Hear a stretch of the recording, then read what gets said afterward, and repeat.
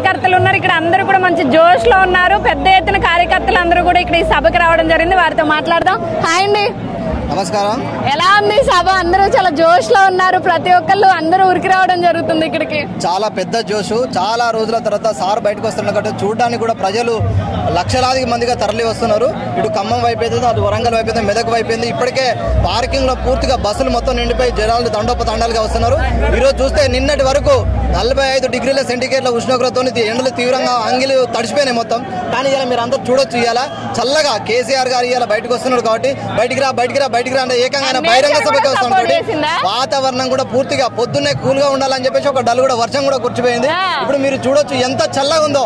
ఇక్కడ ఏసీలు కూడా అవసరం లేదు. పబ్లిక్ ఎంత చల్లగా ఉందో మీరు కూడా వాతావరణాన్ని చూడొచ్చు. ఇది బీఆర్ఎస్ పార్టీ ప్రజలు మాత్రమే కాదు, వాతావరణం ఆ దేవుడు కూడా కోరుకుంటాడు కేసీఆర్ గారు బయటకు వచ్చి ప్రజలతో మాట్లాడాలని. మీకు స్పష్టంగా కనిపిస్తుంది. ఇక్కడ ఇవాళ ఆదివారం ఇక్కడ మల్లన్న జాతర ఏందనేది ఇవాళ ఎలకతుర్తి క్రాస్ లో మల్లన్న జాతర అక్కడి నుంచి ఇక్కడికి షిఫ్ట్ అయిపోయింది.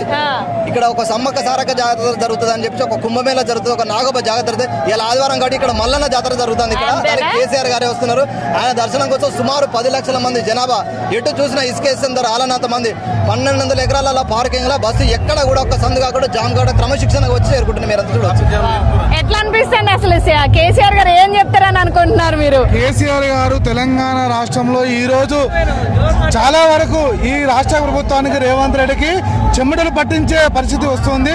దాదాపు మండల స్థాయిలో మీ సభను చూసి మిమ్మల్ని చూసి వాళ్ళకి భయం వేస్తుందా ఏంటి? భయం కాకపోతే మండల స్థాయిలో ఉన్న హెల్పర్లకు, ఏఈలకు, ఎలక్ట్రికల్ డీలకు ఫోన్ చేసి కరెంటు తీయమని చెప్పి ఆదేశాలు ఇస్తున్నారు.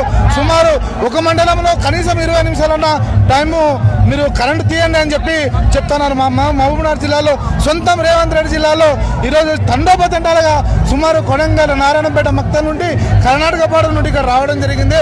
అక్కడ నుంచి మా భార్యలు కానీ మా కార్యకర్తలు కానీ ఇక్కడ రాని మీటింగ్ సదుపాయం లేని వారు కానీ ఫోన్ చేసి ఏమంటారంటే ఇక్కడ కరెంటు తీస్తున్నారు. సుమారు విలేజ్కి 20 నిమిషాల సమయము కరెంటు తీసే పరిస్థితి వచ్చింది.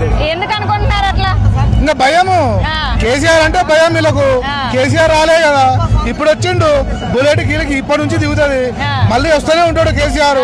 కేసీఆర్ ఎప్పుడు మీటింగ్ పెడతారంటే ఇలా మంత్రులందరికీ వరుసలో కూర్చోబెట్టుకొని పడతారు. అంటే భయం వేస్తుంది అంటారా? డెఫినెట్ గా 100కి 200% అందరు మంత్రులు ఈరోజు నైట్ కూర్చొని ఒక్కొక్కరు మామూలుగా తిట్టుకుంటలేరు. వాళ్ళనే దెబ్బలు పడుకొని వాళ్ళే కొట్లాడుకుంటారు. చెప్పండి, పెద్ద ఎత్తున యువత కార్యకర్తలు అందరూ కూడా ఇక్కడే ఉన్నట్టున్నారు. మొత్తం మాలాంటి కార్యకర్తలకు తెలంగాణ ఎంత భవిష్యత్తు లేదు. ఈ కేసీఆర్ తో మాకు సాధ్యమవుతుంది. మాకు ఇన్ని రోజులు తెలియదు. ఇప్పటి నుంచి మాకు కేసీఆర్ తో అనుకుంటాను మీకు గెలుతారు మాకు తెలుసు. ఇదేంటంటే ఈ సభను ఇచ్చినందుకు కాంగ్రెస్ వాళ్ళకి వణుకు పుడుతుంది తెలుసా.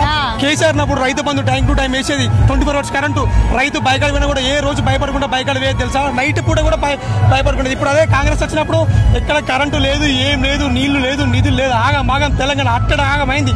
ఒకప్పుడు జగన్ వేసిన తెలంగాణలో ఇప్పుడు అట్లా అవుతుంది మన. అది ఇప్పుడు మన తెలంగాణ కేసీఆర్ ఉంటే అదే విధంగా మనకు టైం రైతు బంధు వాడు, రైతు బీమా ఏం మన టైం ఉంటాం ఏదైనా మన కేసీఆర్ వాళ్ళు చూడండి. ప్రజలు ఇప్పుడు ఊర్లో మీరే చెప్పండి, ఊర్లో పోతే తెలుస్తుంది ప్రజలు ఏమంటున్నారో. ఈ ఊర్లో పోతే ఇప్పుడు ప్రజలు మర్ర పడతారు తెలుసా. ఊర్లో పోతే అది సిటీలో చూడండి 24 hours కరెంట్ ఉంటాం. మనకి పల్లెటూరులో కూడా ఇప్పుడు ఉంటుందండి కరెంటు. చూడండి ఇప్పుడు అచ్చిన కూడా కరెంట్ లేదు తెలుసా. చెమట మాకంతా. మేము జనరేటర్లు పెట్టి ఆన్ చేసుకున్నాం మేము. అది 3 రంగుల జెండా అంటే అట్లున్నది. మొత్తానికి అందరూ మంచి జోష్ లో ఉన్నారు. జోషా మళ్ళీ మా కేసీఆర్ గెలిపించుకుంటాం. 2028 he's a fighter of Telangana. He's a fighter of Telangana అంతే. మా కేసీఆర్ మళ్ళీ సీఎం అయితే 2028 లో మీకు ఖచ్చితంగా నెరవేరుతాం. మాలాంటి యోగులు ఎంతో మంది ఉన్నారు. మాలాంటి యోగులు ఎంతో మంది కష్టపడతారు. మేము ఉంటాం కూడా అండగా ఉంటాం. మేము ఉన్నాము, మేము విన్నాము. కేసీఆర్ వెంట మేము ఉన్నాము. కేటీఆర్ వెంట, హరీష్ రావు వెంట, కవిత వెంట మేము అందరం ఉన్నాం. ఎప్పటికే ఉంటాము. జై తెలంగాణ. ఇప్పటి వరకు కేసీఆర్ చేసిన పనులు ఊర్లో ఉన్నాయి తప్పించి ఇప్పటి వరకు ఒక పని కూడా చేయలేదు. కేసీఆర్ చేసిన పనికి పైసలు ఇవ్వలేకపోతున్నాడు. చాలా మంది సర్పంచ్ చచ్చిపోతే సర్పంచ్ విడుదల చేశారు, కాంట్రాక్టర్లకు విడుదల చేయలేదు. కాంట్రాక్టర్లు అందరూ చచ్చిపోవడం రెడీగా ఉన్నారు. ఇప్పటికే 1.5 సంవత్సరాల బిల్లు వాళ్ళు చెక్కులు ఇచ్చి రిజెక్ట్ అవుతున్నాయి. దయచేసి దీన్ని అందరూ గమనించాలి. ఒక ఊర్లో కూడా, ఒక గ్రామంలో కూడా ఒక పని కూడా చేయకుండా కాంట్రాక్టర్లకి టెండర్లు ఇచ్చి వర్కులు చేయమన్నారు, పైసలు ఇవ్వట్లేదు. కాబట్టి దీని మీద కేసీఆర్ గారు కూడా స్పందిస్తారు త్వరలో. దీన్ని ఈ ప్రభుత్వ పతనానికి నాంది ఇది. ఇప్పుడు ఏదైతే సీఎం కానివ్వండి, ఇతర మంత్రులు, ఎమ్మెల్యేలు అందరూ కూడా మేము చేస్తున్నాం చేస్తున్నాము కానీ వాళ్ళు చేస్తే బిల్లులు చేస్తే బిల్లులు ఇవ్వాలి. చేస్తే అందరూ చేస్తారు పని చేసిన వాళ్ళు కాంట్రాక్ట్. ఇప్పుడు సర్పంచ్ చచ్చిపోతారు, రేపు ఎలక్షన్ వస్తున్నాయని డబ్బులు రిలీజ్ చేశారు సర్పంచులకి. మరి కాంట్రాక్టర్లు ఏమైపోతారు? కాంట్రాక్టర్లు మొత్తం అందరూ చచ్చిపోవడానికి రెడీగా ఉన్నారు. కాబట్టి దయచేసి సంవత్సరం నుంచి మనకి చెక్కులు ఎస్టీఓకి ఇచ్చి ఎస్టీఓలో డబ్బులు లేకుండా ఆపేశారు. 3 సార్లు బౌన్స్ అయినాయి. గవర్నమెంట్ చెక్కులు బౌన్స్ అవడం అంటే చరిత్ర.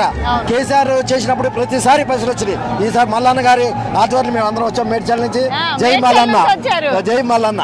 ఎట్లున్నాయి మరి ఏర్పాట్లు ఇక్కడ?